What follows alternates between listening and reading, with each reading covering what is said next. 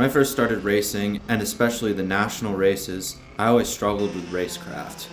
No matter where I qualified, whether it be from pole or outside the top 10, I always dropped places throughout the race, and especially at the starts.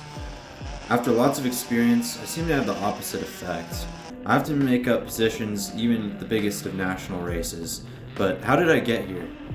If you're watching this video, chances are you have the same problem, and you're frustrated, as you probably have the speed, but just not able to turn it into results. A lot of racers would argue that Racecraft is more important than just raw speed for winning races. In this video, I'll show you what it takes. But before we start, make sure to subscribe to the channel. It really helps me out and is appreciated. Like I said, Racecraft is by far the hardest skill to learn in racing. I'm definitely not perfect, and even the best racers mess up from time to time.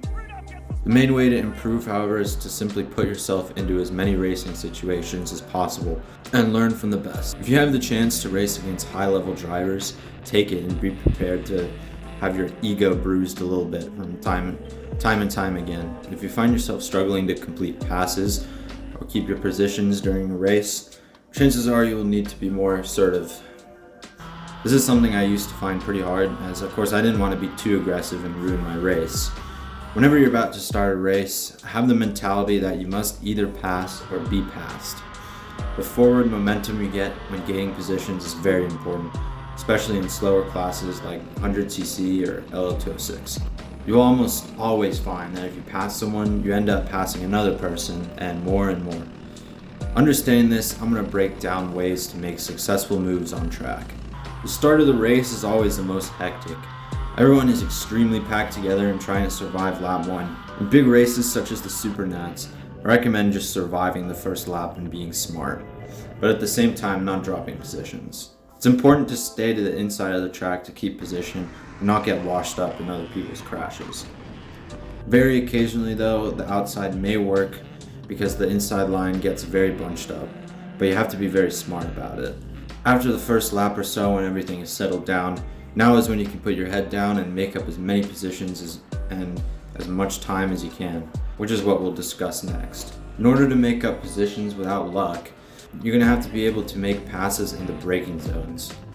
Sure, you could just pull out of the draft and pass in the straightaway, but that's easy. My grandma could do that. Passing in the braking zones actually requires skill and control, and it's going to feel pretty uncomfortable at first, but that just means you should do it more. It's normal to not feel confident at first, but by actually attempting to make the passes, you're already leveling up your driving. Looking at footage from the best drivers, you'd be surprised how far back they're able to pass cleanly and make it out of the corner ahead.